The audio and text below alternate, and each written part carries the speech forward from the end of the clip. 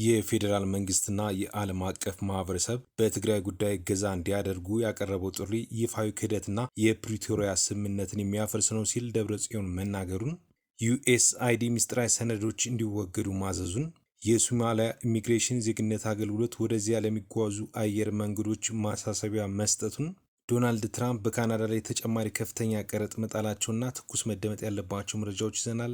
አብራችሁን ቆዩ።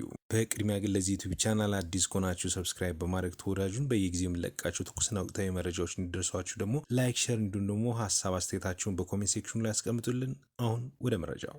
የትግራይ ጊዜያዊ አስተዳደር የፌዴራል መንግስትና የዓለም አቀፍ ማህበረሰቡ በትግራይ ጉዳይ ላይ ጣልቃ እንዲገባ ያቀረበው ጥሪ ደብረጽዮን ገብረ ሚካኤል የመሩት ህወሓት ተቃወመ።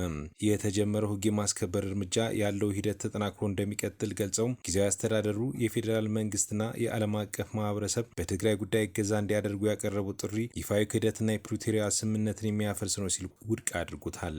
ህወሓት ህዝብና ሰራዊትን ጊዜያዊ አስተዳደሩ የሰጡትን ተልዕኮ ለመፈጸም የሚያስችል የአመራር ማስተካከያ ያደረግ እንጂ ይፍረስ አላልኩም ብሏል ሲል ገልጿል። የኢትዮጵያ መንግስትና የዓለም ማህበረሰብ የፕሪቶሪያ የሰላም ስምምነት በመተግበር የትግራይ ዘላቂ ሰላምና መልሶ ግንባታ እውን እንዲሆን ድጋፍ እንዲያደርጉም ጥሪ አቅርቧል። መላው ህዝብ በትግራይ ህገ መንግስታዊ ስርዓት እንዲከበር፣ ተጠያቂነት እንዲረጋገጥና ሰላምና ጸጥታ እንዲሰፍን ግዴታውን ይወጣ ሲል ህወሓት አሳስቧል። በተያያዘ ጊዜያዊ አስተዳደሩ ሲያወጣቸው የነበሩ መግለጫዎችን ወደ ህዝቡ ሲያሰራጩ የነበሩ የትግራይ ቴሌቪዥንና ድምፀ ወያኔ የፌዴራል መንግስትና የዓለም አቀፍ ማህበረሰቡ በትግራይ ጉዳይ ጣልቃ እንዲገባ የሚጠይቀውን መግለጫ ሳያስተናግዱት ቀርተዋል።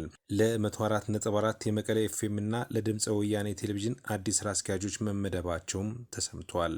ዩኤስአይዲ ምስጢራዊ ሰነዶች እንዲወገዱ አዘዘም። ድርጅቱ ከሙስና ጋር በተያያዘ በትራምፕ አስተዳደር በቀረበበት ውንጀላ ስራ አቁሞ መሰንበቱ ይታወሳል።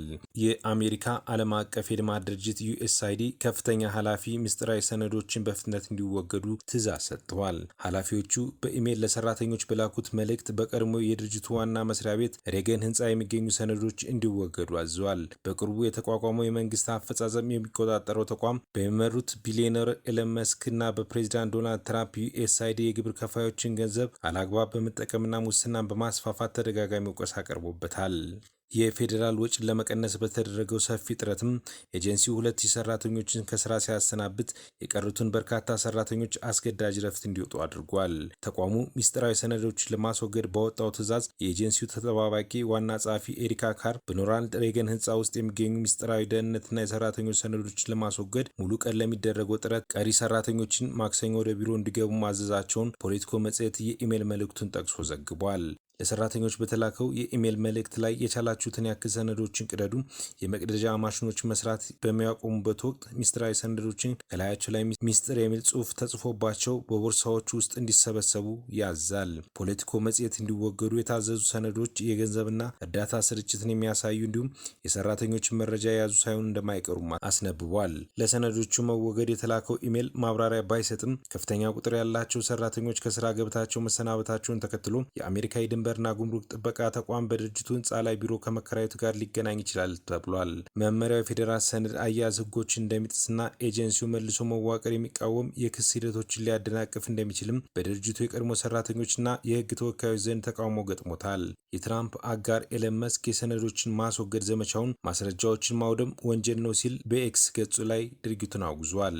ኤጀንሲው በሚስጥራዊ ሰነዶች አያያዝ ዙሪያ በትራምፕ አስተዳደር ስር ምርመራ ከሚያደርገው አካል ጋር ግጭት ውስጥ ገብቶ እንደነበረም ይታወሳል። የትራምፕ አስተዳደር 54 ቢሊዮን ዶላር ዋጋ ያለውን የዩኤስአይዲ ፕሮጀክት ውሎች ውስጥ 90 በመቶውን ለመሰረዝ እቅድ ስለመያዙ ከዚህ ቀደም ተዘግቧል። በአሜሪካ ውጭ ጉዳይ መስሪያ ቤት የሚደጎመው የልማት ድርጅት የዲሞክራሲ እንቅስቃሴዎችን ለመደገፍና ሰብአዊ ድጋፎችን ለማሰራጨት እንደተቋቋመ ቢነገርም ባለፉት ዓመታት በሀገራት ውስጥ የመንግስትን ግልበጣ በማካሄድና የአሜሪካን ስለላ ድርጅት ሲአይኤ ክንፍ ሆኖ ቆይቷል በሚል ይወነጀላል።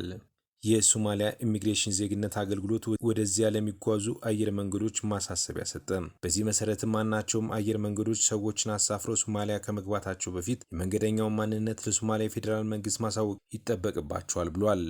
መንገደኞቹ አውሮፕላን ላይ ከመሳፈራቸው በፊት ማንነታቸውንና መረጃውን አስቀድሞ ማሳወቅ ግዴታ እንደሆነም አስረድቷል። ይህም ከፊታችን ማርች 31 አንስቶ ተግባራዊ እንደሚሆን ገልጾ አስቀድሞ መረጃዎችን ያልተላከለት መንገደኛ እንደማይስተናገድም ወይም የሶማሊያ መሬትን መርገጥ እንደማይችል አስታውቋል። ይህንን መመሪያ ለማውጣት የተገደደው ሽብርተኝነትና ድንበር ተሻጋሪ ወንጀሎችን ለመከላከል እንደሆነም ጠቅሷል። የአሜሪካው ፕሬዚዳንት ዶናልድ ትራምፕ ዛሬ ከካናዳ ወደ አሜሪካ በሚገቡ ምርቶች ላይ የበለጠ ከፍተኛ ቀረጥ እንደሚጥሉ ገልጸው ከካናዳ የሚገባው የብረታ ብረትና የአልሙኒየም ታሪፍ ውስጥ 50 በእጥፍ እንዲጨምር ትዕዛዝ መስጠታቸውን ተናግረዋል። የታሪፍ ውዝግቦችን ለመፍታት ብቸኛው መንገድ ካናዳ 51ኛው የምንከባከባት የዩናይትድ ስቴትስ ግዛት መሆን ብቻ እንደሆነ በመግለጽ የዓለም ሁለተኛዋን ትልቅ ሀገር ወደ ሀገራቸው መቀላቀል እንደሚፈለጉ በድጋሚ ተናግሯል። ሰኞ ዕለት በካናዳ ከፍተኛ ሕዝብ ብዛት ካለው ኦንታሪዮ ግዛት ወደ አሜሪካ በሚላከው የኤሌክትሪክ ኃይል ላይ 25 በመቶ አጸፋዊ ተጨማሪ ክፍያ መጨመሩን ተከትሎ ትራምፕ ዛሬ በብረታ ብረትና አልሙኒየም ላይ ተጨማሪ ታሪፍ የጣሉት ለዚያ ምላሽ ለመስጠት እንደሆነም አስታውቋል። እንደ አውሮፓውያን አቆጣጠር ከዲሴምበር 2024 ወዲህ ትራምፕ ካናዳን ወደ አሜሪካ መቀላቀል ሀሳብን ደጋግሞ ሲገልጹ ቆይተዋል። ሀሳቡ በካናዳ መሪዎችም ሆነ በህዝቡ ዘንድ ተቀባይነት አላገኘም። ዩጎቭ በቅርቡ ባሰባሰበው የህዝብ አስተያየት እስከ 77% የሚደርሱ ካናዳውያን ከአሜሪካ ጋር መቀላቀልን አጥብቀው እንደሚቃወሙ ተጠቁሟል። 15% የሚሆኑት ብቻ ግን ድጋፍ ይሰጡታል ሲል ሪፖርቱ አመልክቷል።